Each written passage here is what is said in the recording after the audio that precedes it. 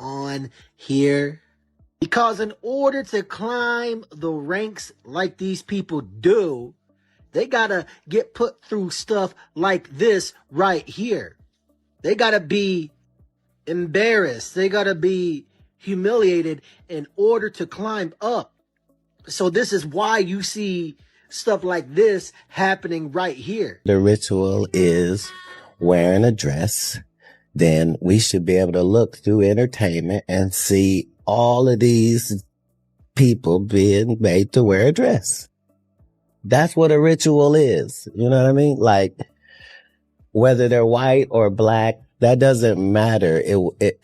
There's not other jobs where this is a requirement. Why is this so necessary? There was a radio personality once upon a time. Her name was Wendy Williams.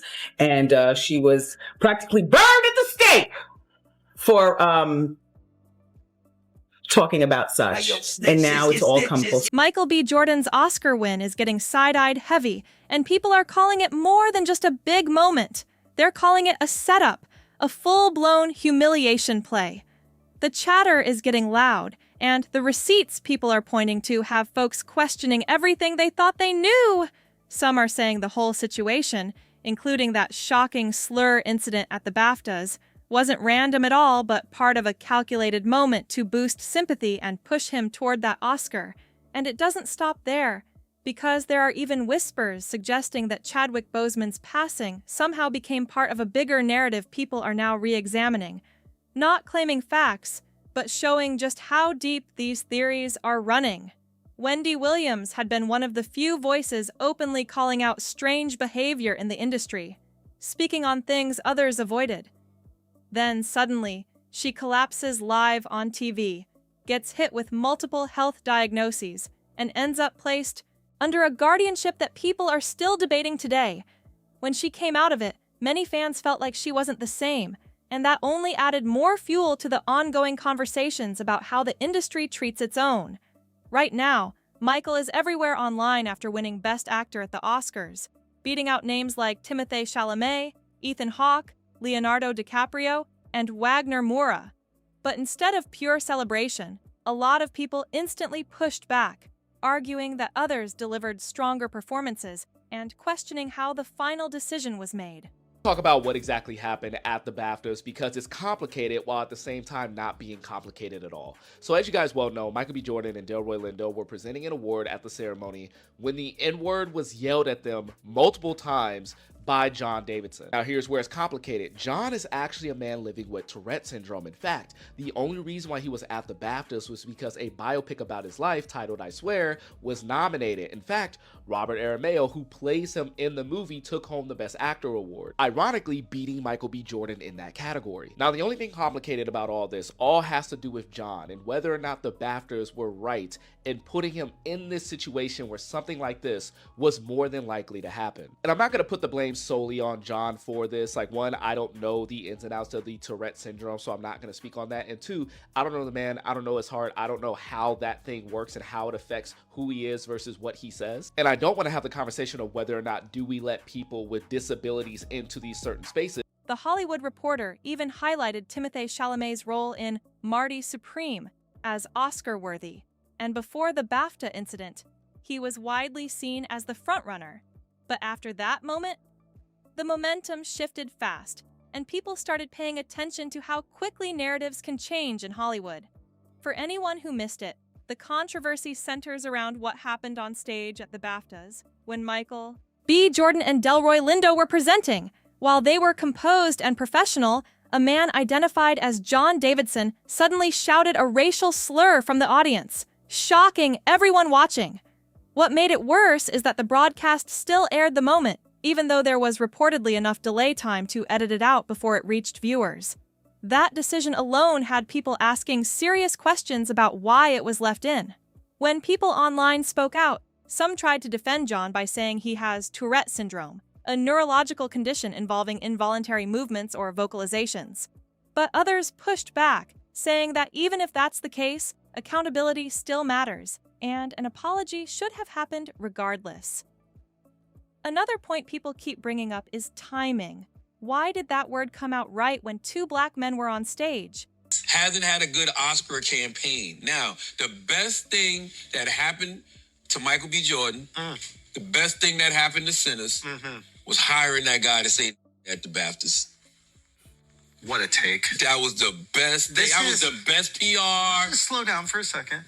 I just want to give you Best PR. because now the Oscars like, man, if we don't give it to him, You see what I'm saying? He changed the tide. You get the guy. momentum was going with Timmy, It was going to me. You get the plant to go there to Tourette's joint. and that's why they probably left it in the edit, even though they cut out the other You stuff. see what I'm saying? Yells Now he out, wins the nigga. Oscar. You go take that little BAFTA. Whoever got the BAFTA. Michael. No. He didn't win the BAFTA. Michael won the SAG, which increased his chances of winning the Oscar.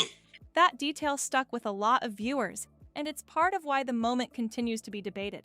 Even with the backlash, some believe the incident actually brought more attention and sympathy toward Michael, shifting public perception at a critical moment in award season. That's where the more intense theories start, with people questioning whether the situation was completely organic or something that played into a bigger media narrative. Charlemagne the God even added to the conversation by suggesting that there could have been strategy behind the scenes, raising eyebrows and pushing the discussion even further into the spotlight. Now, nobody really knows where Charlemagne got that information from, but if there's even a little truth to it, people are saying the whole thing played out exactly how it was supposed to. Right after the BAFTAs, Timothée Chalamet's odds for Best Actor at the 2026 Oscars suddenly dropped, and the timing has folks raising eyebrows and asking serious questions. Another reason this humiliation ritual talk keeps gaining traction is because several well-known voices like Wendy Williams, Cat Williams, and Dave Chappelle have all spoken about strange industry patterns before. At the time, people brushed them off or criticized them, but later on, some of their claims started to feel a little less easy to ignore, which is why their past comments are being brought back into the spotlight now. There's also this long-running conversation about how, in earlier decades, certain roles or appearances were seen as stepping stones for black male entertainers trying to break into bigger spaces. One example people often bring up is the idea that wearing a dress in comedy sketches or films became a recurring theme, and whether that was purely creative choice or something else has been debated for years. People online love connecting dots, pointing to moments like Will Smith winning an Oscar after a major controversy, Lupita Nyong'o being recognized for a deeply emotional role, Halle Berry's historic win, or Jennifer Hudson's success following personal tragedy. These examples get brought up a lot, even though each situation has its own unique context, showing how quickly narratives can form when emotions and timing collide. Dave Chappelle added fuel to these conversations years ago during a 2006 interview with Oprah Winfrey, where he talked about a situation on set with Martin Lawrence, where he felt pressured to wear a dress for a role he wasn't comfortable with. That moment stuck with a lot of people and still gets referenced whenever this topic comes up. Kevin Hart was later asked about Dave's comments and initially said he wouldn't wear a dress, making it clear he wanted control over his image. But then, not long after, he appeared on SNL wearing a dress and wig, which immediately got people talking again. Kevin later explained, "I wore a dress on SNL because I thought it was funny. I made that decision. Nobody made it for me. I am my own boss." Cat Williams also weighed in at one point, saying Kevin shouldn't be singled out, suggesting that many entertainers face different kinds of pressure as they move up in the industry. That perspective only added more layers to an already complicated conversation. As for Wendy Williams, she's hinted at these kinds of industry dynamics multiple times over the years, from how artists navigate opportunities to the types of roles celebrities take on for major recognition. Even though she's not making public appearances right now, people still bring her name into these discussions, claiming she's been watching everything unfold. There's even talk circulating that she believes Michael's Oscar win came after a moment that shifted public perception in a big way, though that remains speculation and not something she has recently confirmed publicly. Still, because of her long history in entertainment, some fans feel her past comments carry weight, while others think it's important to separate speculation from verified facts. And this is where the conversation really starts to split, because not everyone is buying into these theories. Not even a little bit. Some people are pushing back hard, saying all of this humiliation ritual talk is just speculation getting way out of control and turning real-life events into something they're not. There are critics pointing out that award wins are decided by voting bodies, industry peers, and campaign strategies, not secret setups. They argue that Michael B. Jordan has been putting in serious work for years, building up performances, connections, and credibility, and that his win could simply be the result of timing, strong campaigning, and a performance that resonated with voters. Others are also calling out how quickly people connect unrelated events, saying it's easy to line things up after the fact and make it look like a pattern. Just because something dramatic happens before an award show doesn't automatically mean it was planned to influence the outcome, even if the timing feels suspicious to some viewers. And when it comes to the BAFTA incident itself, there are still people demanding accountability for what was said, regardless of any explanations given. At the same time, others are emphasizing the importance of not jumping to conclusions without clear evidence, especially when serious accusations are being thrown around online. Then you've got another group of people saying the real issue isn't rituals at all, but how the entertainment industry handles controversy and publicity.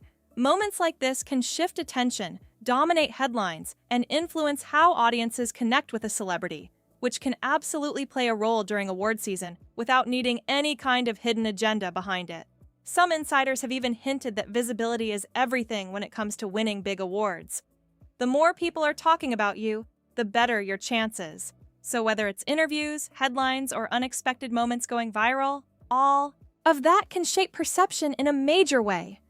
At the end of the day, what's actually true versus what's speculation is still up for debate, and that's why this topic isn't dying down anytime soon. You've got one side convinced there's something deeper going on behind the scenes, and another side saying this is just how Hollywood has always worked. Messy, competitive, and full of narratives that shift overnight. Either way, one thing is clear. Michael B. Jordan's win didn't just end with an acceptance speech. It sparked a wave of conversations, theories, and debates that are still heating up across the internet right now. As all of this keeps blowing up online, people have definitely been speaking their minds, and some of the takes are wild. One person said they believe Michael B. Jordan got that Oscar because of what happened at the BAFTAs, saying it was basically the Academy's way of apologizing after that moment went public. Another person added, Michael B. Jordan is a phenomenal actor, but this was 100% a sympathy win, making it clear not everyone is convinced the award was purely about performance. Then you've got others accusing the Academy of virtue signaling, saying this wouldn't be the first time controversy and public pressure played a role in who takes home the trophy. The opinions are all over the place, and the debate is only getting louder. But now I want to hear from you. What do you think about Wendy and other industry voices hinting at these so-called patterns in Hollywood? And do you believe that BAFTA incident was just a terrible moment, or something more calculated? Let's talk about it.